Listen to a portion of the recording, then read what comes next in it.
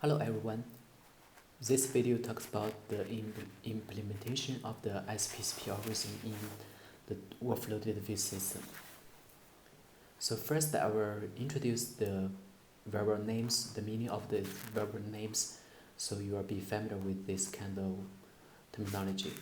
So the first one I want to introduce is the execution time temporary and the age map temporary. So, and also you can see here we also have the age map and execution map. So where we have these two. So because I want to emphasize that in some workflows, we will use one task name, but we have the different task instance. It means that so in workflow we the two task instance may have one task name, but associated with the task ID is different. So in this case, the execution time temporary and age map temporary will be these two variables will be initialized based on the workflow configuration file. So first,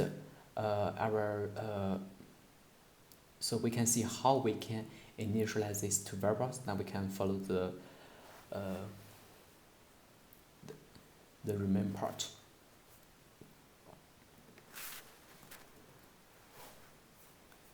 So let's go to the workflow planner constructor. So it takes two objects. First one is workflow W, and the second one is the string location.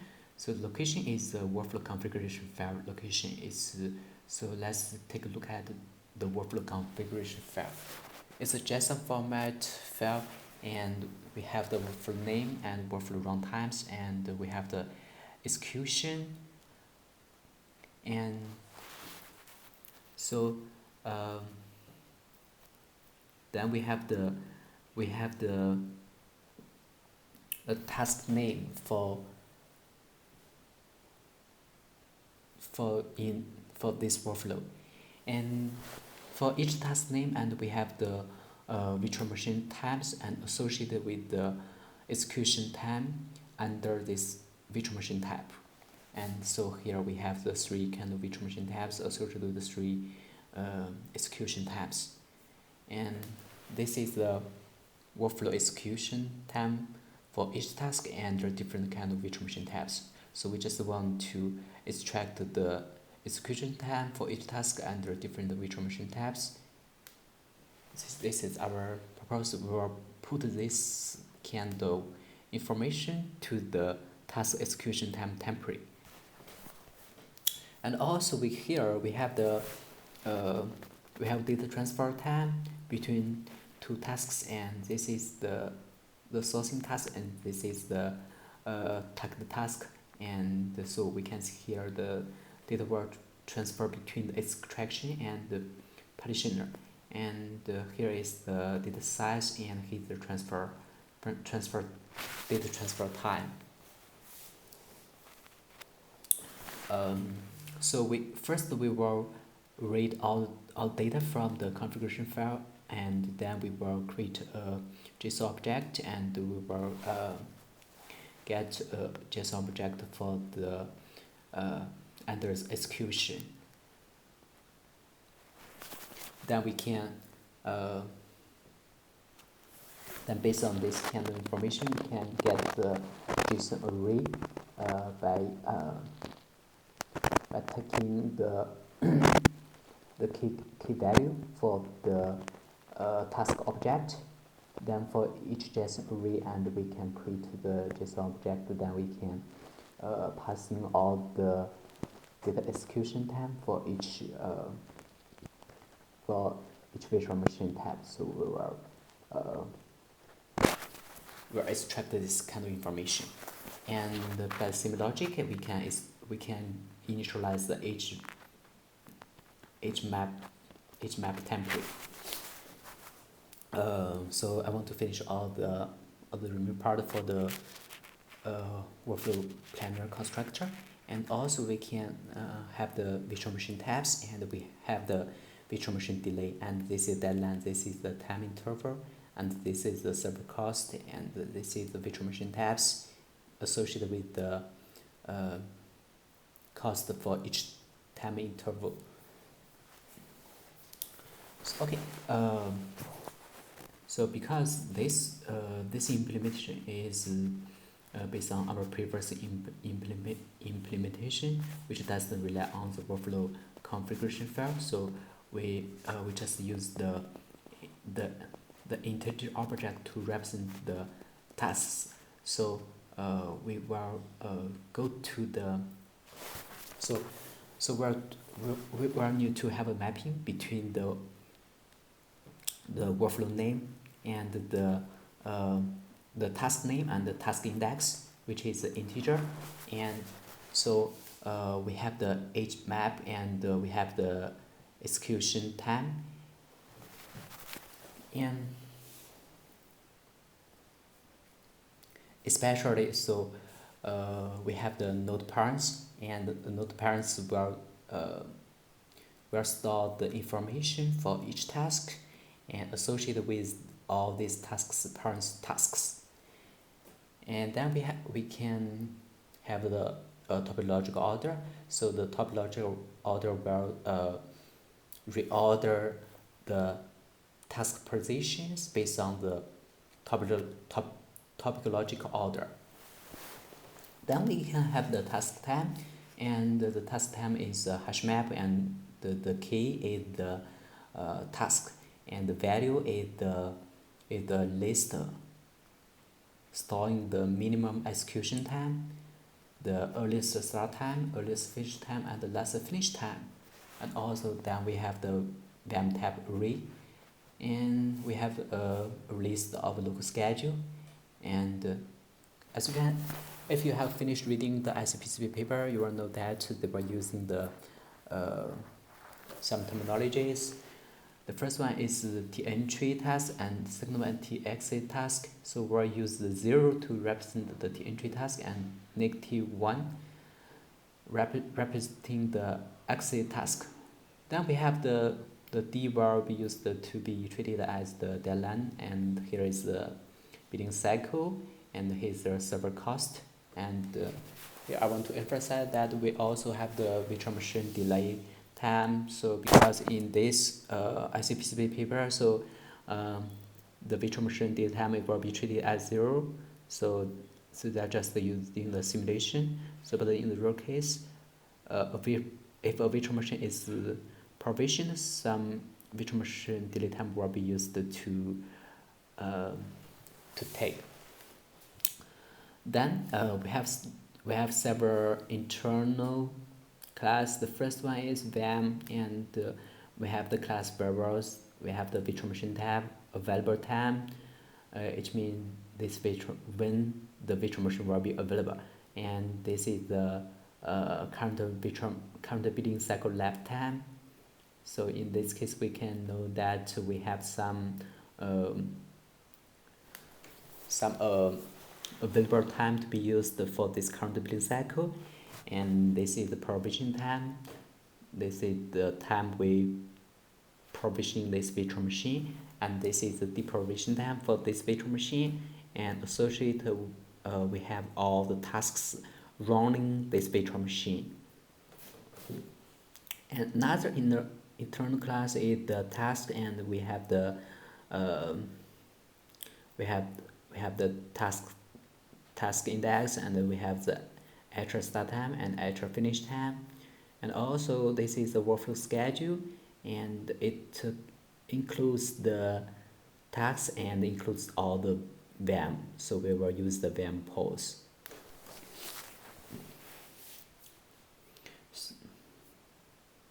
So we have already finished the workflow planner, and we have finished the workflow planner constructor, and so we will jump into the main algorithm.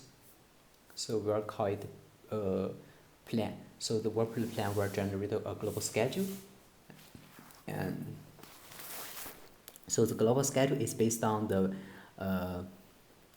workflow VM pose.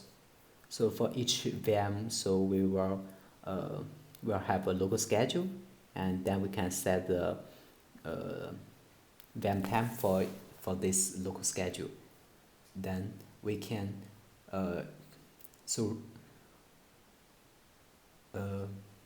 all the tasks running on this VM, so we can create a task schedule and we can add the task schedule to the local schedule, and then we can add all the local schedule to the global schedule. Then we can return this kind of schedule.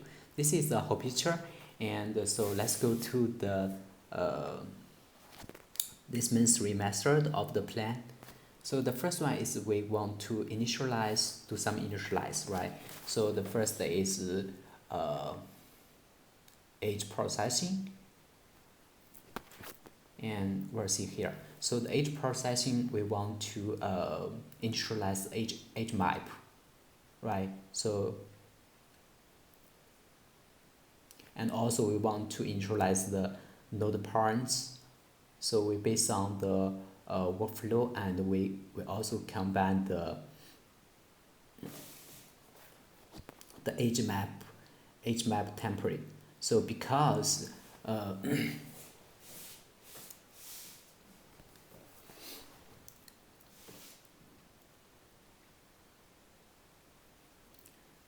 so we have so basically we have three cases. So if the workflow age, the source task is none, and if the destination is task is none, we have, and if they are not none, so we have these three kind of situations. So it's very easy to understand. And so the purpose of the age processing,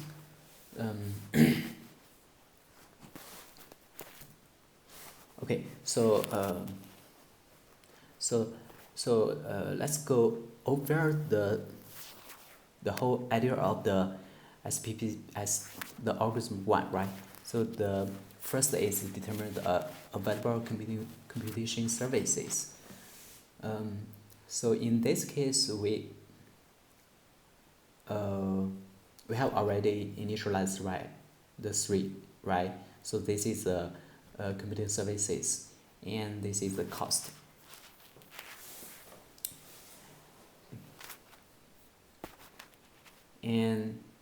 And then so we will add the two entry task and to the dependency, right? So we have, so for the execution time and age map, these two variables where we have already added the t entry and t exit task and their corresponding dependencies to G in the age processing. So the next step is we compute the EST and the EFT and the LFT. So which is the, oh, before that we also need to get the task execution time. So because the task execution time tempo is just have the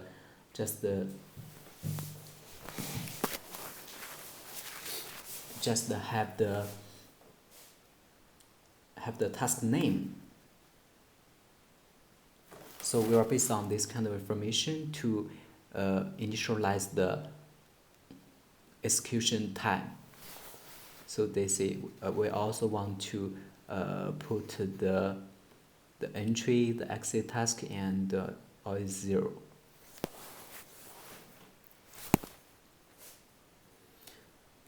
So the case set for the execution time is bigger or equal to the execution time tempo.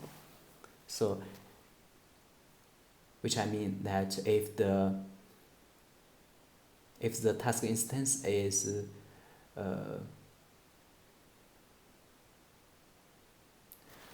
if one workflow has more than for each task in workflow, if the real workflow has have a different task instance, so the case set of the execution time is bigger than the execution time temporary.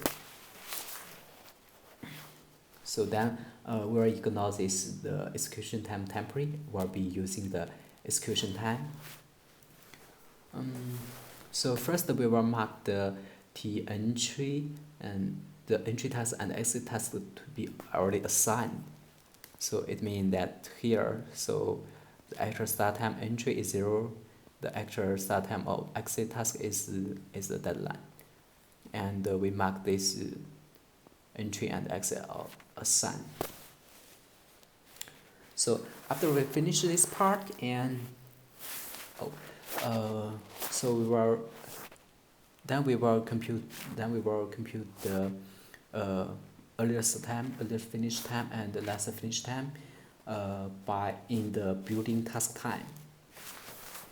First, we want to do a topological sorting for the workflow. Then we will use a queen, and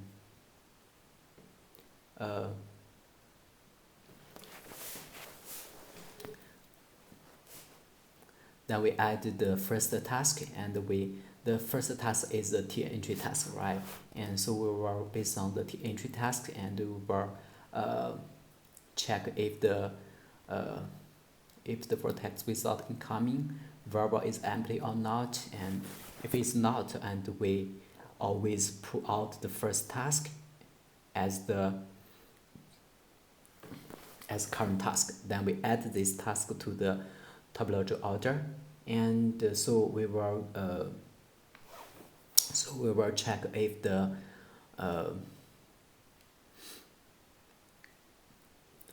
from the current task, if the task has some children tasks, and so we will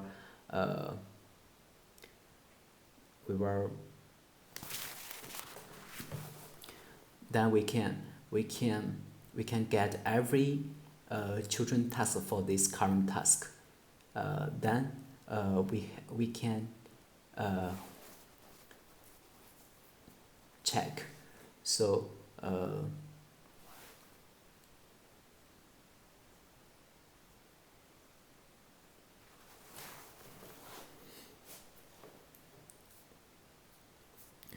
then we can start from the children task. We want to check for this children task. So if all the parent task is already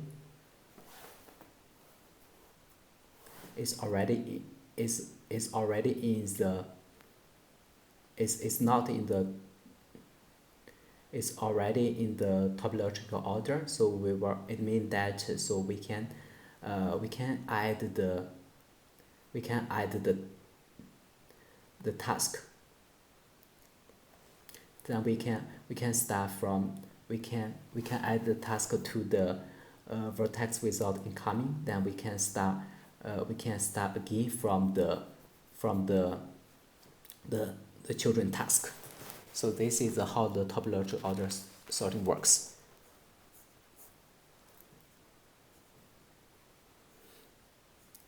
So then after we have the topological order, and we start from the first task in the topological order, and then we can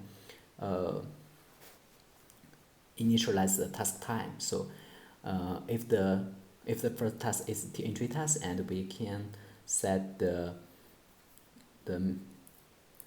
earliest time, earliest finish time, and as the virtual machine delay time, and for the other tasks, and we can first we have the minimum execution time.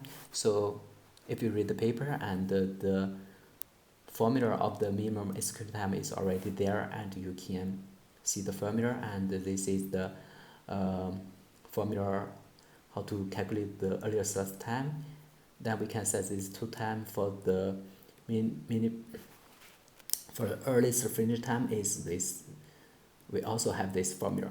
So then but for the last finish time, and we have to start from the last task, and we trace back to the first task, and we can have the last finish time for all the tasks.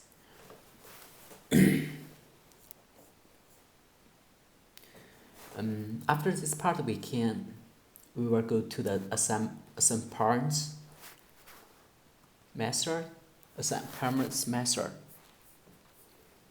So this is assign parent method. So we can see that if the current task has an assigned parent, so we will create a PCP and we can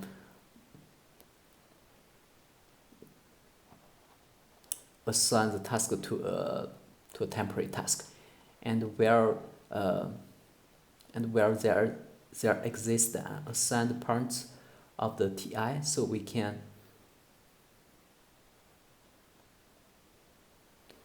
this is the inner while loop is how we can create the PCP. And for here, and so we want to start from the exit task, and we under the while loop, and so we need to check so if all the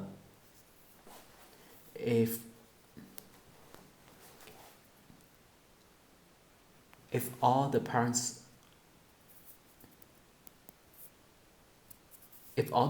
of the task is already assigned, so we will make the assign to be choose, and then we will jump out the while loop. But if it's not so, and we can just based on the current task to find all the PCP, and how we can find all PCP. So we just find the max parent and just add the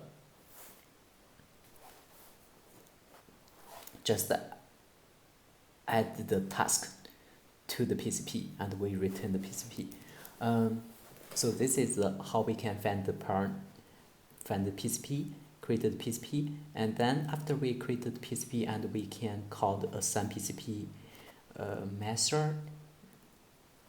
So the assign PCP method, we just this is the path, right?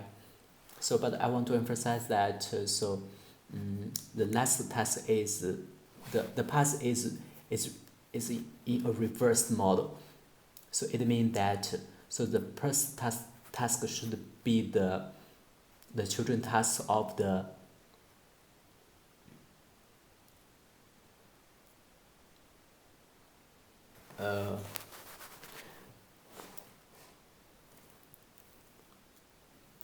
so in here, so if we want to get the last task of the path, so we can, it means the first in the path. So this is the one part you need to pay attention. And first we want to check if the virtual machine pool is empty or not. So if it's empty, so it means that right now we don't have any virtual machine to be used. So we can assign the PCP to the new instance. So how we can assign the PCP to a new instance? We can just select the cheapest instance for the path. So this is the method how to assign the PCP to a new instance, and so we will try to assign the PCP to every virtual machine tab, and we need to check all the tasks should be finished within the last finished tab for each task in the path under this current virtual machine type. With this candle constraint, and we select the cheapest cost, and then we can know that this path will be assigned this virtual machine type.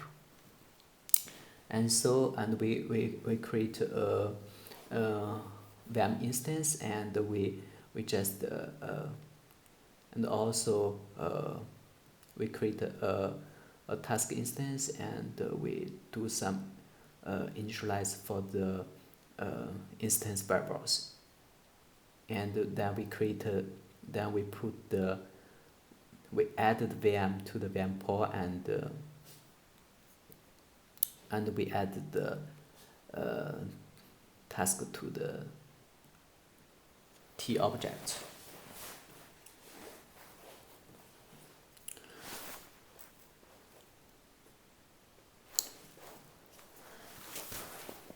But in some other cases, that means we have already the VM pools, and which means the VM pool is not empty. It means that right now we have some we have some existing instance, but we need to make sure that this instance is available or not. So we'll try to assign this path to all the VM instance. So first we will get the. So if we assign the path to one available VM instance, so we want to know the duration time. So then we need to check the relationship between the path to the relationship between the path and the task assigned to the to this virtual to this instance.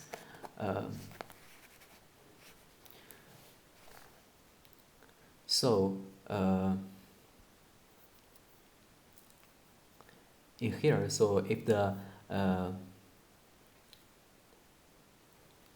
last task children of the current path is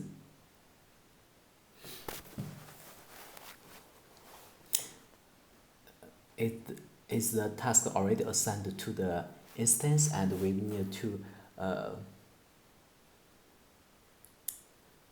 check. We need to insert the path before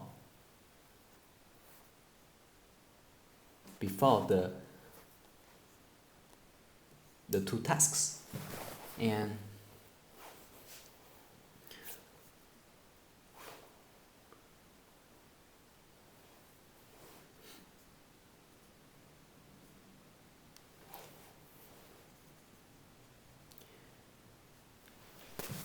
another case is, so we want to assign the whole path to the end of the VM instance.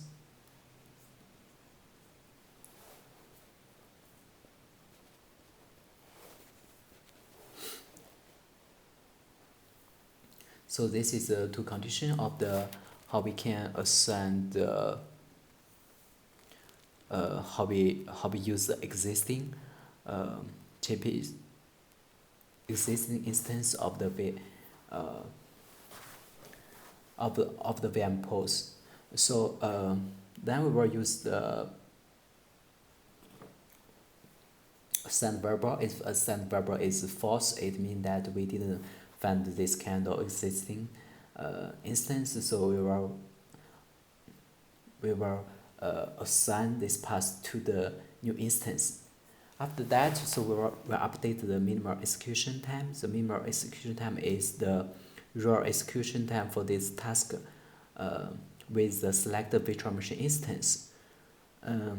Also, we can update the last finish time, the last finish time, which is the actual finish time for this current task. So we can, based on this kind of information, we can update the task time.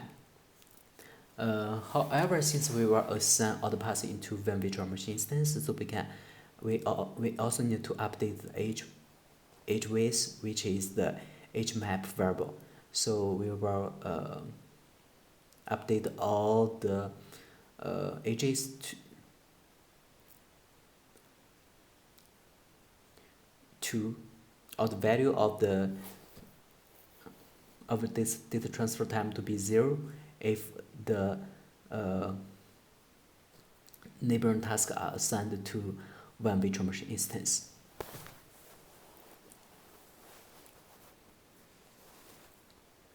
So so this is how the assigned path works, and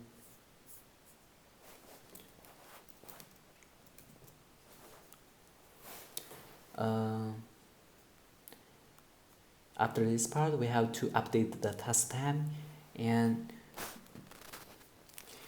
first we for every task in the PCP, and we have updated the successor of the task, and we have updated predecessors of the task, and then we can recursive to call the assign parents.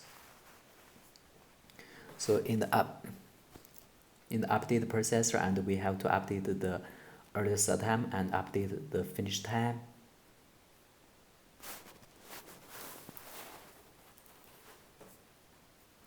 And for the update predecessor, and we just need to have updated last finish time.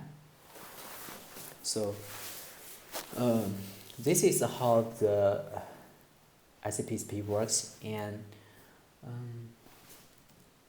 after the assign method is finished, and we just have all the VM pods initialized, and